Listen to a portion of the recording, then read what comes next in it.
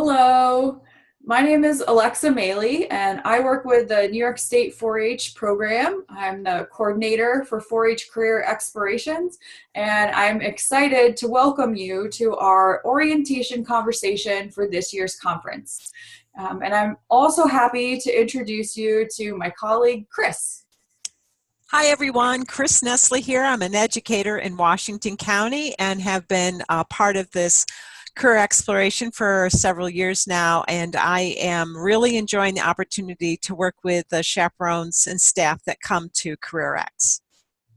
Awesome. So we are going to share a presentation with you all. So we have some highlights for what to expect during CareerX this year. So let's start with our big picture view, shall we? And our conference planning team. Okay, so there are several of us that serve on the conference planning team. So we have the event coordinator, and that would be Alexa. We have a great group this year of focus assistants, and some of you viewing this may have some teens from your county that are serving on this awesome committee. And then we have the Focus Assistant Advisors, which is Leland Bunting, and then new this year is Melissa Watkins. We have Chaperone Advisors, and as I described earlier, that's me, but I also have the opportunity to work with one of my favorite colleagues, John Bowe. And then in addition to that, we also have the University U Group Leaders. And then we have everyone who comes to learn with us at Cornell. So we have young people and adults who come from all across New York State, from all walks of life. So we hope you come to CareerX prepared to meet friends, both new and familiar, and to meet people who are like you and different from you, and to learn together. The registration stays open for career explorations until June 1st.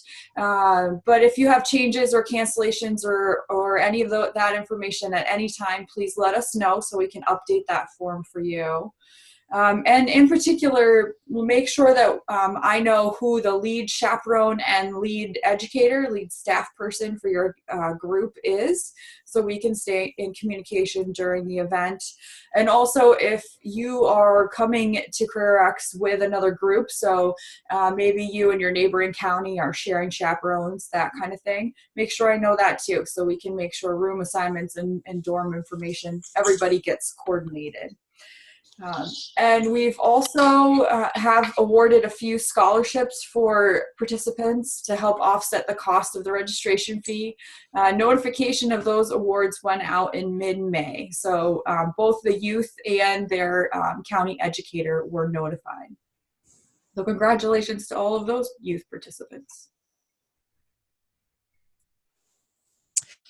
Okay, so there's been a lot of hard work going into updating that handbook, and every year it seems to be perfect, and then as we get through the conference, maybe there's some changes that we should have included. So we like to go through it with a fine-tooth comb every year. So in it you'll find the schedule, you'll find the locations of the different programs, as well as the evening activities and all that kind of good stuff in it. Which is very useful, that you can use with your youth and adult chaperones that are traveling out. There's packing suggestions and all that kind of thing. And we do talk about that we are providing water bottles, and there are filling stations on the campus and that kind of thing. And then also you'll find in there, very important to look through ahead of time and to consider including in your county orientation, are the event policies and procedures. And all of this is on our Career Explorations website. So I just want to show you really quickly where that is, if you haven't had a chance to visit there yet. This is what it looks like. And you can see that our latest news right now is that the handbook is available, but that will be updated as things change. And it includes a lot of information here. So if you're working on making sure that code of conducts and permission slips are signed and uploaded to 4-H Online, you can find those here. And if you want to have that handbook, that's here. And as we get closer to the event and more information gets included, we'll be adding that to this website too. All right, so we're going to go back here and dive into the code of conduct. Okay, and so this is an important piece that was developed a couple of years ago with a lot of thought about who we are and our values that we have as 4-H Youth Development Program, and that a lot of work has gone into it, especially reflecting our initiative with diversity and inclusivity. And so this, and just a reminder that this code of conduct is not only for the youth to read and sign and have their parents read and sign, but it's for all adults as well that are participating in this CareerX program.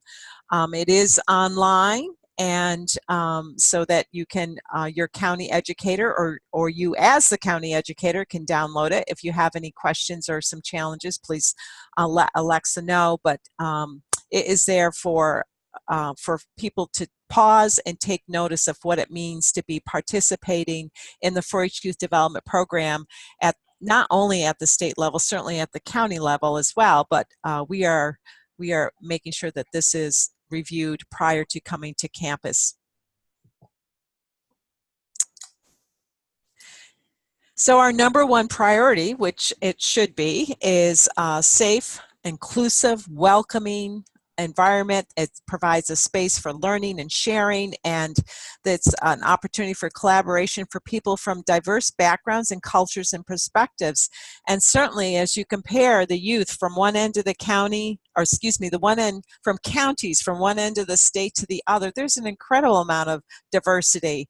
And you may even be experiencing that within just your county alone, and in terms of where folks are growing up, the kinds of families that they're in, the kinds of schools that they're going to, you know, that all is part of this. And we are actively supporting the equal educational and employment opportunities. So, and when we talk about diversity, you know, we might quickly think about race and all that kind of thing, but it's much more than that. So the code of conduct is, as we said, you know, just a brief overview. It's a welcoming environment for all, to be followed by both adults and youth. Bring your best self, you know, obey the law, of course. Honor diversity, yours and others, and to create a safe environment, to be a team player, to participate as fully as possible. And then we also need to mention, be careful of what you're wearing, and not only those kinds of things about, you know, is it clothing appropriate in terms of revealing and all that kind of thing, but also so many clothing, I'm thinking like t-shirts and things might have some funny sayings on them, but we need to take a look at those. Are those sayings offensive to others? So we might need to leave that clothing at home. And then lastly, you are a role model, and you need to be a positive role model at that.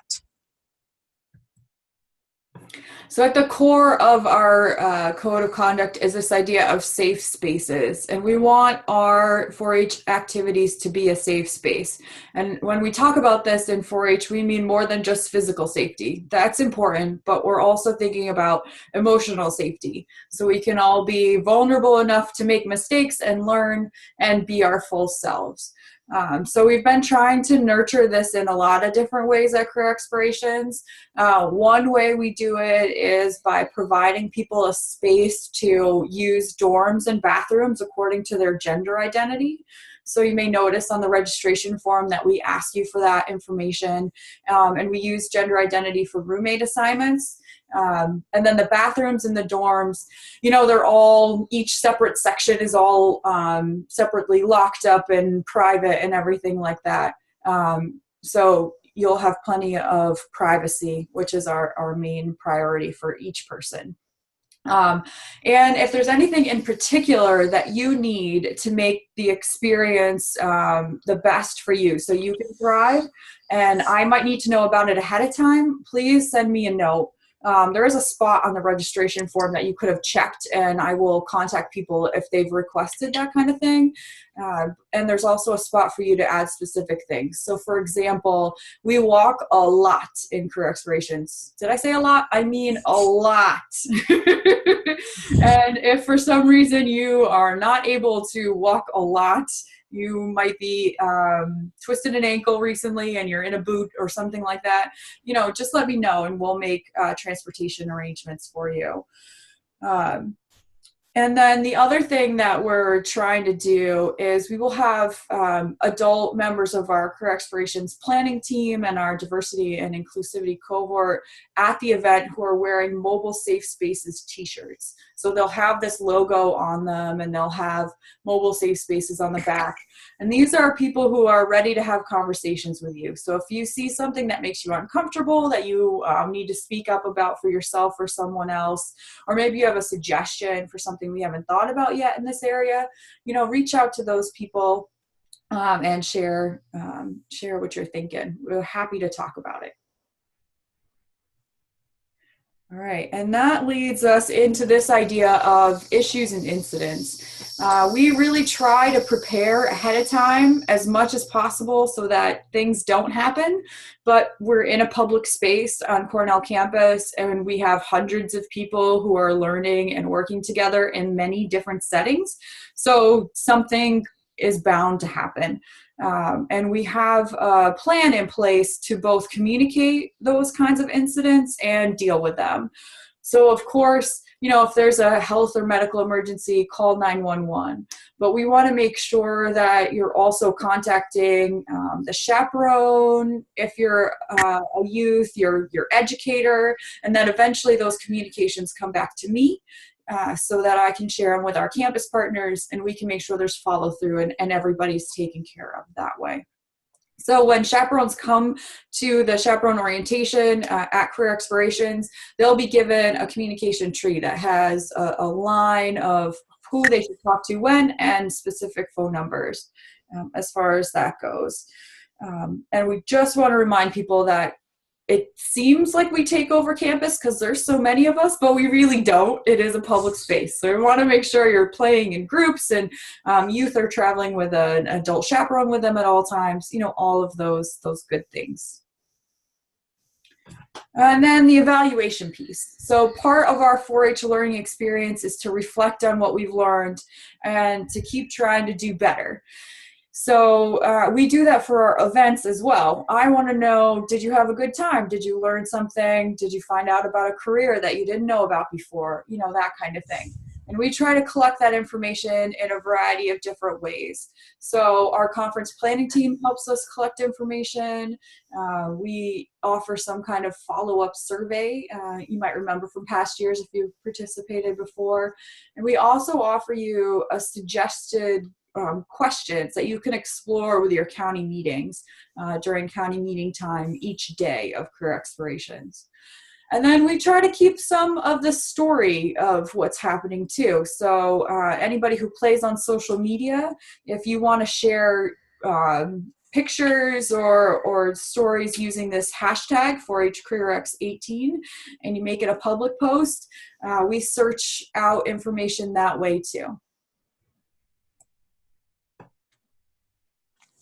Okay, so Tuesday, you'll all be trucking out to Cornell University, leaving at all kinds of hours in the morning. Hopefully you're all morning people. So check-in starts at 10 a.m. and ends at noon. And as far as the check-in itself, you just send one person, adult, to the lobby of RPCC. And so that will, so you register, and there's a couple of different stations you need to go to, but it's for organization and not having chaos, it's best to just send one. And then you will check in you'll get a packet, you'll get your shirts, you get your water bottles, and then you get your room keys. And so those are I believe, the 3 stations that will be there. And what you need to bring, probably not much. You should have, this will save you all kinds of work, but you should have received from each of the participants, as well as the adults, the code of conduct and then the permission form. And those should be uploaded ahead of time using 4-H Online. So that should all be taken care of. Now, you will want to have a hard copy of the permission slip, the health form and permission slip with you, but we do not want that for check-in. That's what you keep in case you need to refer to it if an incident arises with a youth or an adult chaperone. So, and then in terms of parking, if you are traveling to the university and you are not traveling in a county vehicle or a vehicle that has official plates, then you need to register how many vehicles there are in your delegation, and then get that ahead of time. And what happens is each vehicle will receive a parking permit, a temporary parking permit that you'll have, so that you will not receive a ticket. And parking is at a premium on campus, and they're speaking from personal experience, they're pretty good about making sure that cars are parked where they're supposed to be parked and have permission to park there. So they may threaten to withhold your grades. Actually, that's what they did to me. Chances are that's not going to be the case this time, but anyways, and then once all that stuff is handled, then take the time with your group to get them settled into the dorms with the keys. And so you have a key that will get you inside the dorms. All chaperones will, youth will not.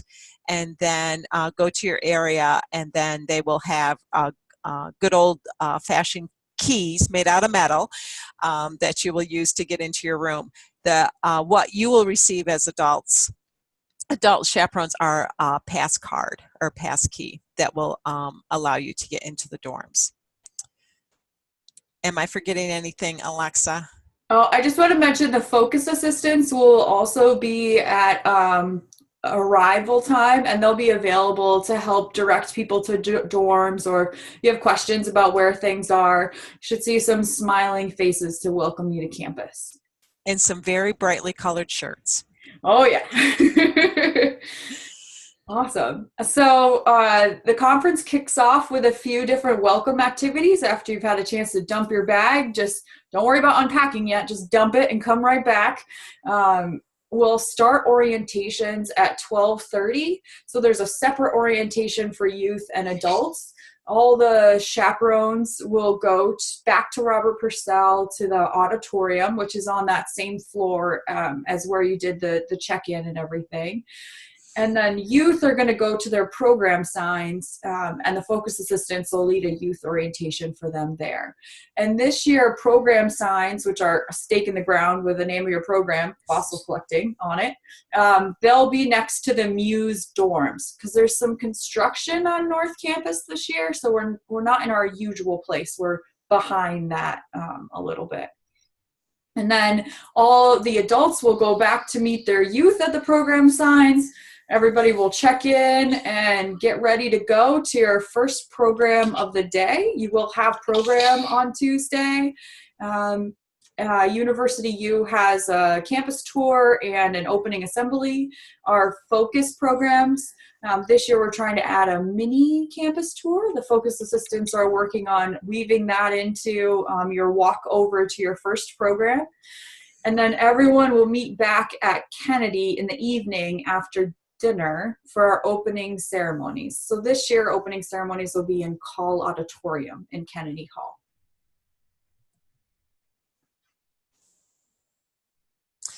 Okay, so a bit about those dorms.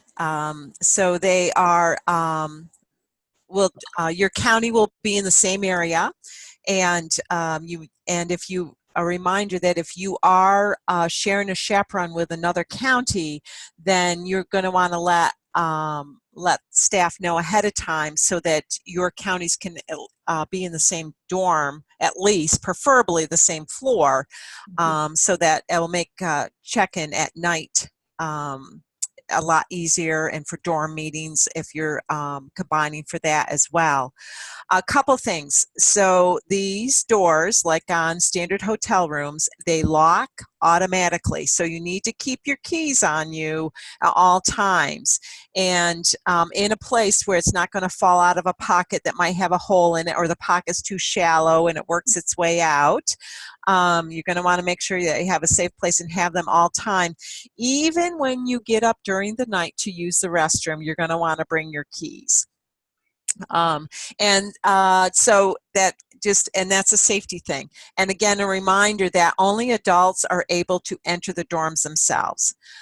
Each of the floors have at least one or more lounges that could be used for youth to relax or to have a county meeting, to play games or cards or whatever it might be, but they are only for that at certain times of the day. So we don't want youth in there just hanging out certainly not during program time, but also in the evening. We have thoughtfully selected activities, and these are selected by the teens. Activities that are available, and youth need to be out and about and participating in these activities, even if it is just going to the quiet lounge or just watching a movie. Doesn't have to be out there working up a sweat playing frisbee football. So the dorms are there primarily for resting. The dorms, after a lot of, we took a hard look at those that requested youth get tired early and they want to be able to get to their dorms earlier than what used to be the 10 o'clock time. We now allow youth to start entering the dorms at 9 p.m. that is, of course, but they must be accompanied by a chaperone. And then we still have the 10 o'clock dorm curfew. So they can start entering as early as 9, but 10 o'clock is the deadline. And then in terms of checkout has to be done either right before or right after breakfast on Thursday morning. And so luggage needs to be out, preferably loaded. If you're unable to load luggage in a vehicle because of the type of transportation that you're using, there is a safe place, a locked room where we can store luggage for the morning program and through lunch, and then it can be retrieved after that. The most important thing is collecting those keys. So those that same checklist that you will receive with a name and a room number, all that needs to be gone through again, and making sure that you get that key from that kid for that room. And conference services will charge, and it's not just $10. It's a significant amount of money because it is a hassle to replace the keys. So you're going to want to do that as youth are checking out of the dorms Thursday morning. And then also rooms need to be inspected. So not only looking to make sure there's no dirty socks under the bed left behind or everybody's got their charger, but also was there any damage, anything amiss that needs to be reported as well. Did I forget anything, Alexa? I think you got it all, Chris. All right. Okay. Food, the other fun part of CareerX, right? We're all going to be eating in the dining halls. We're going to be in Robert Purcell Dining Hall, actually. So Robert Purcell is really our hub for CareerX. Breakfast is going to be starting a little bit earlier this year, so it's going to open up at 6:45 a.m. for us. Hopefully that'll help with some of the lines a little bit. Lunchtime, Wednesday lunch, we're actually eating at the Physical Sciences Atrium because we're all around campus on Wednesday. That's a little more centrally located, so dining is going to deliver food for us there. And then dinner time is back at Robert Purcell. All of our groups are going to be eating there, but we eat in 2 different shifts. So you're going to want to double check your handbook so you know which shift yours is. It should also be on your name tag too when you come to CareerX. So either you're going to eat dinner first and then have a county meeting time, or it'll be the reverse. You'll have a county meeting time and then you'll eat dinner. So double check that.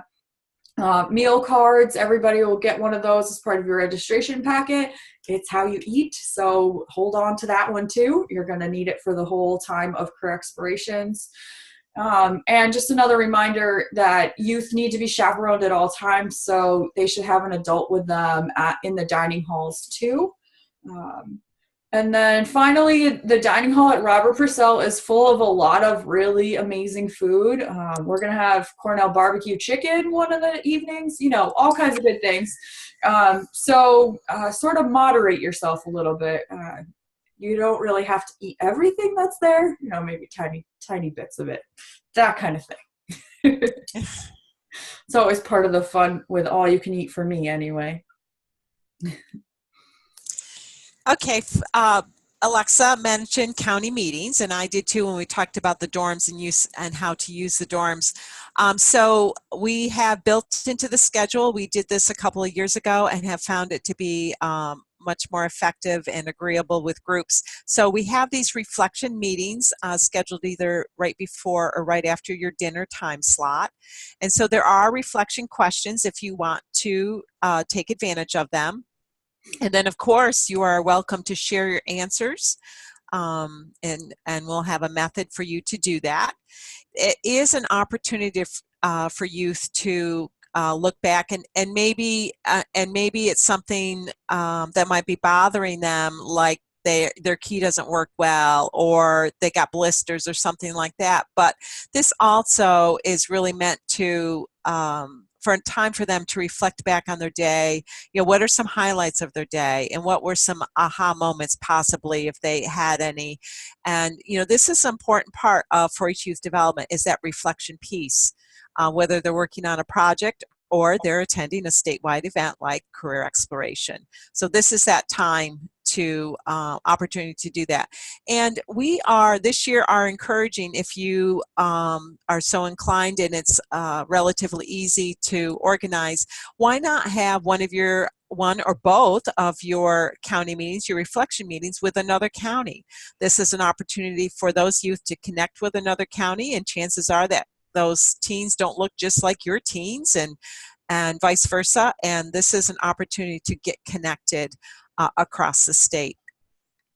And then moving on, so for the evening, check-in in the dorms, with this an opportunity for this county meeting. It's not, this would not be considered necessarily a reflection meeting, although it could be used as one. But so you take a look at who's there. This is an opportunity for make sure everybody's in place, and where they're supposed to be. A reminder of, 10 o'clock is curfew, but 11 o'clock might be lights out, and that kind of thing. So that period of time is an opportunity for them to maybe get organized for the next day, and showers and all that kind of stuff, taking care of clothes and getting ready for bed. It also is an opportunity for them to kind of wind down. This is not an opportunity, should not be used as an opportunity for them to get revved up. So, that it's time to relax and kind of get into that sleepy mode. So. Which is a beautiful segue into what we want to talk about next, which is that career explorations is an intense event. You are going almost nonstop, or you potentially could be going nonstop for all 3 days of the conference. And so we really want to encourage you to take care of yourself while you're there, so you can participate as fully as possible. So we give you water bottles. Make sure you're drinking your water and refilling your water bottles and holding on to them.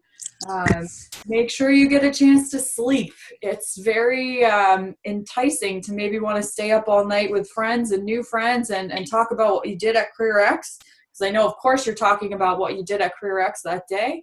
But please make sure that you also schedule enough time to sleep. That's going to be important, so you can be your full self at the program the next day. And also this idea of welcoming each other. So you have an opportunity to make new friends and build new connections. And, how do we do that best? Smiling at each other and connecting with each other in new ways. So Chris mentioned earlier, our focus assistants and planning team come together to plan a bunch of fun activities so you could do in the evenings to unwind a little bit from all the learning you've done during the day at Career Explorations. And we'll have several different activities depending on the evening. We have different ones available just because of the availability of the space in our schedule. So Tuesday in Helen Newman Hall, there'll be bowling and an open gym for a little while. And in Robert Purcell, we'll have movies and like billiards, pool games that you can play. And we'll always have the quiet lounge. And then we'll have outdoor games in Rawlings Green, which is basically between Muse dorm and Court dorm.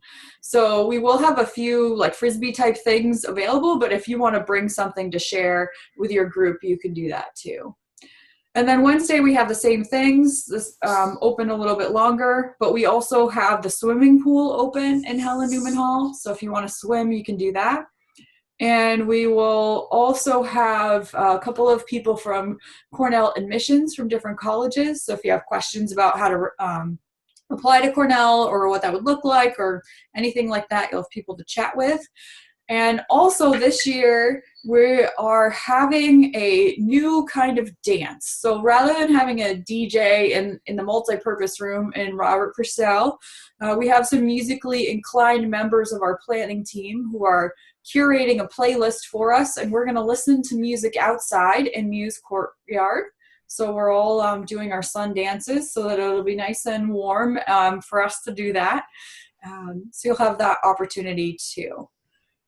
And like Chris mentioned earlier, we want to make sure that during these evening activity times, people are at one of the events. So youth will self-select what they want to do, and the adults will be invited to help chaperone particular events. So Chris will talk a little more about that later.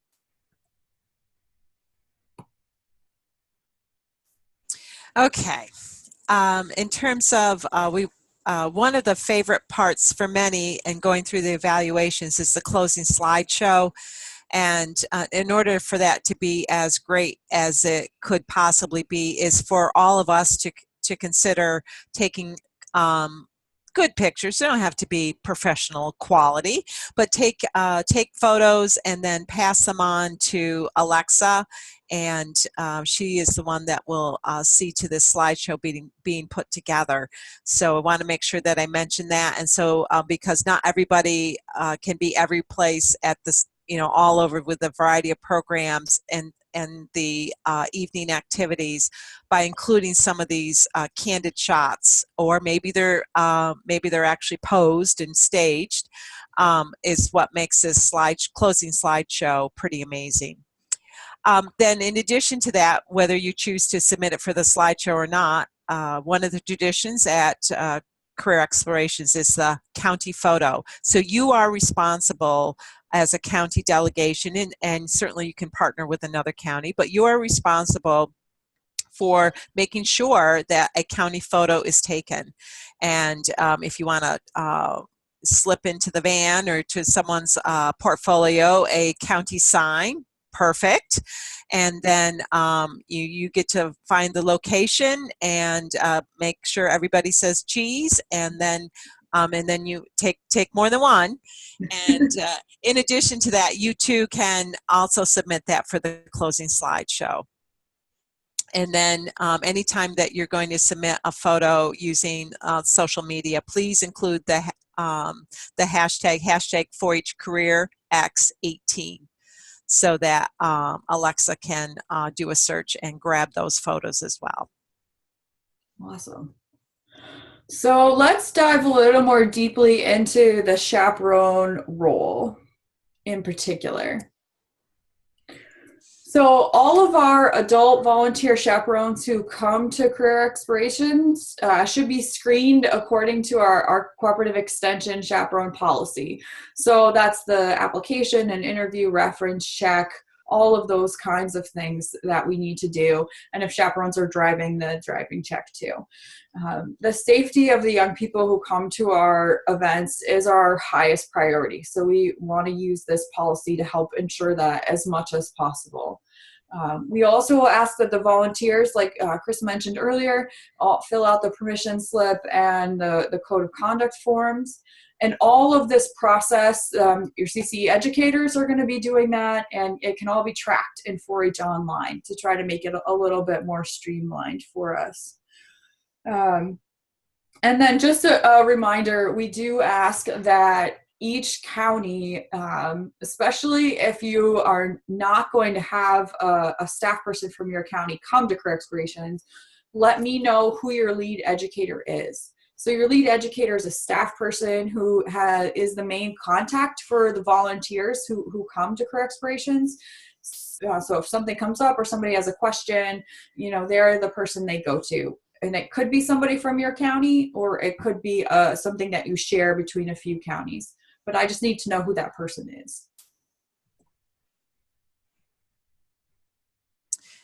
Okay, so you as a chaperone, and you may have a team of chaperones from your county. So here's what you need to remember. You are more than just a chauffeur. You are providing youth supervision for youth from your county, but also any youth that you're coming in contact with. So we expect you to wear your chaperone hat at all times and be there to so that you can assist in a situation if needed. So I just want to make sure want to make it clear that you are not just there to chaperone your own youth, and if somebody else needs help, you don't participate because they're not from your county. That's not what we want. We want you to consider yourself a chaperone for the entire CareerX program. So, and just an additional note, when in the dorms, you need to think about, and you can work with other youth as well if they get in a little bit of a bind, but taking a look at collecting the keys. I've already mentioned that, but also I mentioned checkout and doing a quick scan of the room to see if there's any damage or anything. I neglected to mention that you should also have your teens report to you if there's something amiss to begin with, and make sure that you go check it out. So it might be something, oh, this light is not working. Well, maybe it wasn't plugged in, or maybe it needs a new bulb or something like that. But those are the kinds of things that you will need to also is part of your responsibility. And then make sure you make a note of it, and you can write it right on the back of your list of keys people, keys, and dorm, and just make some notes on there so that they can be reported appropriately.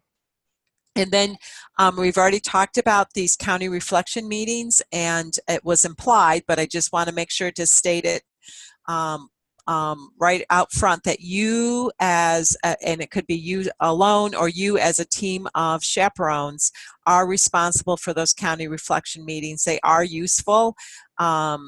And we feel there's value in that. And you're responsible for making sure that you're finding a location, whether you pick it or the teens pick it, but make sure that that location is picked, the time is assigned, and they're able to show up for that.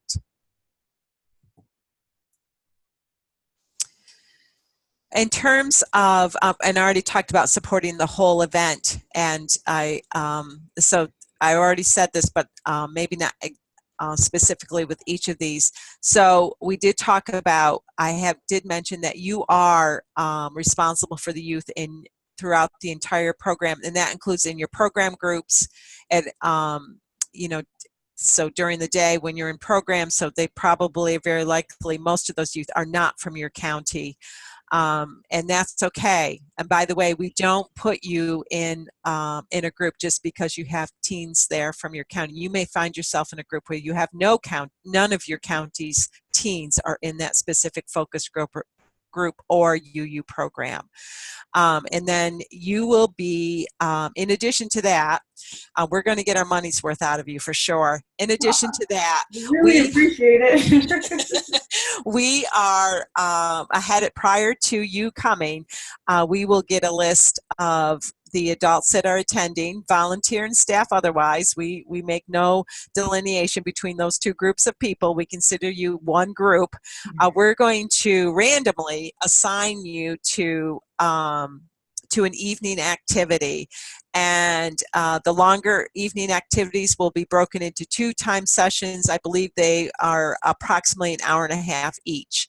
And we expect you to carry through with that. Most of them aren't that challenging. We're not asking you to participate in all the games or to be bowling or to be swimming. In fact, we would prefer you to be in a position where you can kind of scan the group and see what's happening. And so we do have those. We'll have those assignments out prior to you attending, showing up for career exploration, but we expect you to handle that and be on the lookout for that. So there's I think there's one group, one time slot possibly. I think there's only one time slot on Tuesday night, and then there's 2 time slots for Wednesday evening. And if you feel that you cannot make it during your time, then let us know. It would be totally awesome if you could find your replacement, but you may not be in a position where you're able to identify somebody to trade with. But there will be a chart with the activity, the time slot, your name.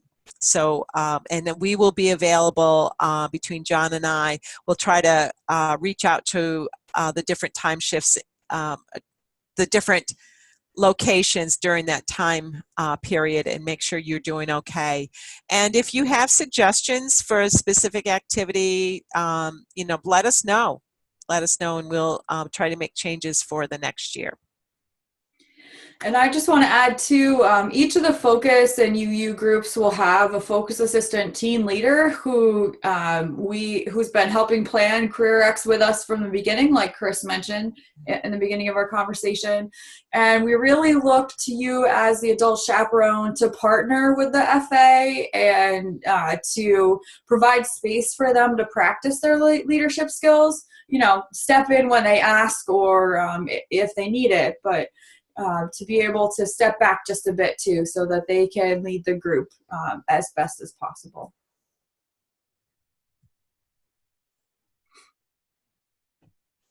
Okay. So certainly you do not have to go this alone.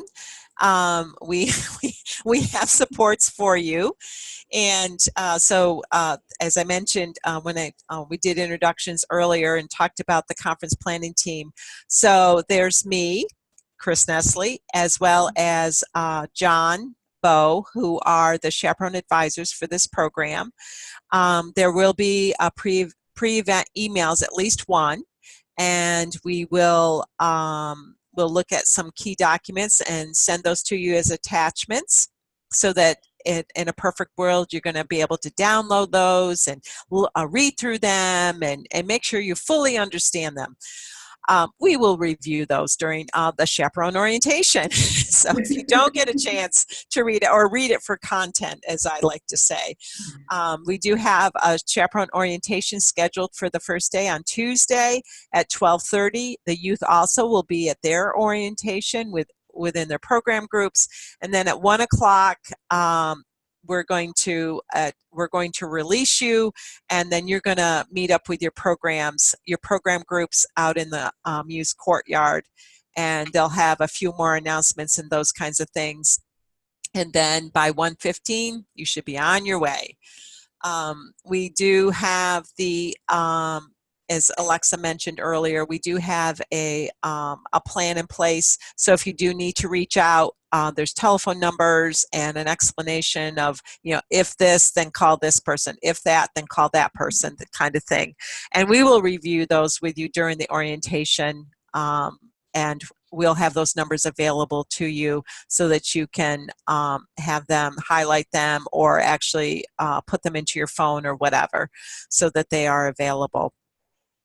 A couple things I just want to make sure I'm going to cover these here. We've already mentioned this, but it's worth mentioning again. The chaperones do need to follow the same rules as the youth. So that we talked about, of course, like curfews and those kinds of things, but also cell phone use. And we do expect you to have your cell phones off or on vibrate. And we have been in some situations where adults have had some responsibilities at home and they needed to take a phone call. So if there's a way that you can discreetly do that and keep those kinds of situations to a minimum as best to your ability. When youth are, we don't want youth in the dorms alone during the free time in the evening, and they're not supposed to have access to get into the dorms without an adult. And I would, we'll talk about this more during the orientation, but if another youth comes up to you from another county, and they want to get in the dorms and, hey, there's an adult that has the pass card that I can get in. You need to think about whether that's appropriate or not. And maybe there's a chaperone there that can help answer that question. There will be chaperones on duty in the lobby areas so that, if there's a situation, they can help direct the youth where they need to be, where they can go for some assistance. It is your responsibility to know where the youth are. Your youth are to the best of your ability. Sometimes they get a little scattered in the evening activities, but make sure that they report to you, I'm planning on going to Helen Newman to go swimming, or I'm planning on going to the gym, and have them touch base with you if they have a change of plans. It's always a good idea to see the whites of their eyes for breakfast. Not everybody gets up and gets out of bed at the same time. You should be going to dinner as a group. Highly suggest that. And that just makes it easier in terms of making sure there isn't a kid left behind, or someone doesn't want to eat, but they should go into the dining area anyway. Kids should never be left alone. Always travel in groups. And as Alexa mentioned earlier, the campus is a public space. And there's students there, and there's youth there for other programs, and not to mention the public. Please, we need to make sure that we are in a position to work with youth when they are faced with some cultural differences, and there just might be a challenge in dealing with that. It can be a tricky situation, and some of us may have had more experience than others. But check with your educator ahead of time, or educators check with one of us ahead of time if there's something that's just really not working out well and you need some advice on how to handle the situation. The couple things in terms of the programs themselves, there's no switching kids out of programs. And, that's just kind of a big no-no. Attendance is taken, and when there's missing kids, missing teens, or missing adults, we hunt you down. And we want to make sure that, everything is in place, or is there a situation that we need to be made aware of, and how to deal, and then provide support in dealing with that situation. I mean, kids are in a situation, a new environment. They may be not sleeping well because it's not their own bed, and they may get overtired, and, it's not unusual for them. A teen may have a headache or something, or just not feel up to par. They may, be having some stomach issues. Yes, we can deal with those, but you need to know that we are taking attendance. The focus assistants, actually, I say they are the ones that are taking attendance, and they will report if there's youth or adults missing. So, and then we want to make sure that we are, in terms of, I've already talked about this, in terms of what to bring and and clothing and that kind of thing. And as I mentioned, some things that we might find funny, and our friends, our colleagues and friends might find funny, other groups may not. So we need to make sure that we talk about what's appropriate clothing, and then also what's appropriate wear in general. Something that a teen may feel totally comfortable with. All their friends are wearing short shorts, or they're wearing racerback shirts, and that's perfectly okay. Where in my school or in my 4-H club, there may be some different interpretations of how that is looked at, and some people may not find that is appropriate. So we need to work through those kinds of things. Okay, Alexa, have I forgotten anything? I don't think so. You covered a lot of information there, Chris, and just a reminder about the orientation on Tuesday, um, where I know you're going to go into those things even more deeply.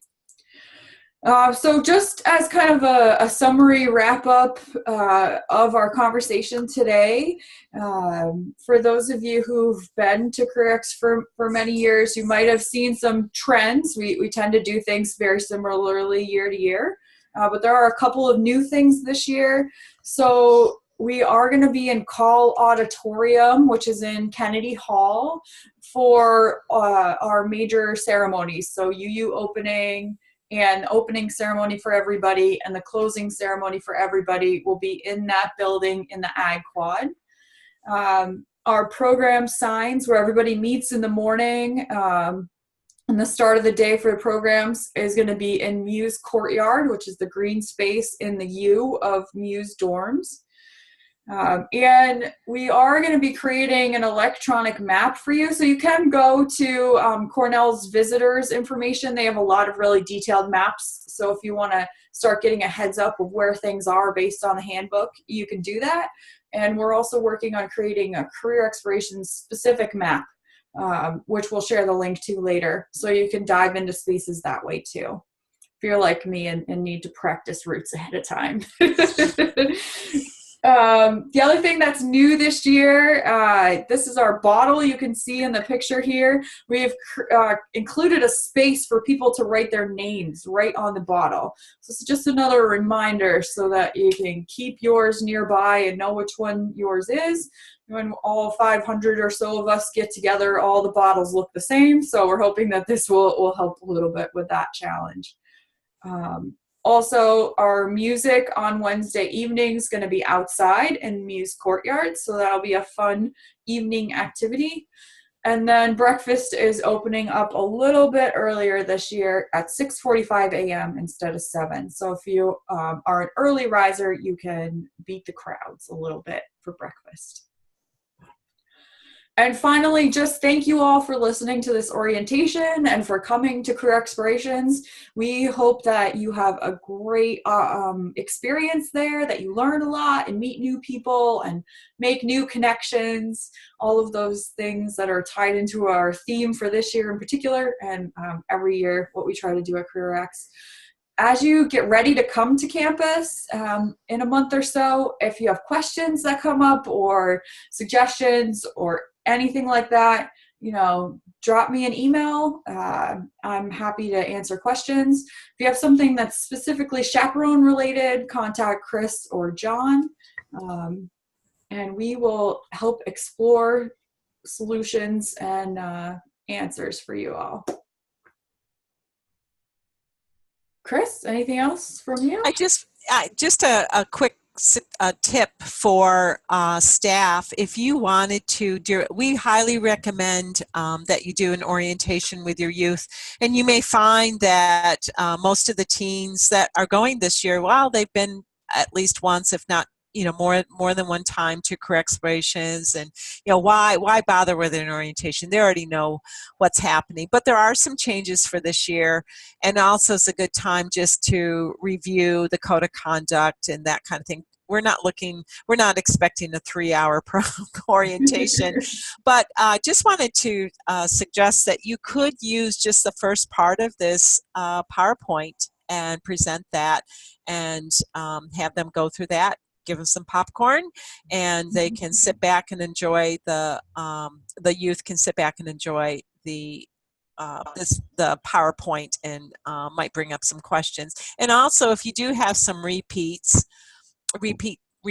teens, include them in part of the orientation. That's an opportunity for them to get a little leadership skills there, and to talk about their experience. And I have found great success in doing that. And one thing I do want to mention is those teens, when asked their tip for these newbies that are attending, they say, "We are going to be doing a lot of walking. Please make sure you have comfortable shoes." Almost every year, at least 1 or 2 teens will mention that fact. So have them part of your orientation if possible. Yeah, and maybe also an umbrella because you never know what the weather's going to be like in Ithaca. That's for sure. That's for sure. All right. Well, thank you, everybody. And like I said, if you need anything for career explorations, please just drop us a line and we're happy to help. Thank you, everyone.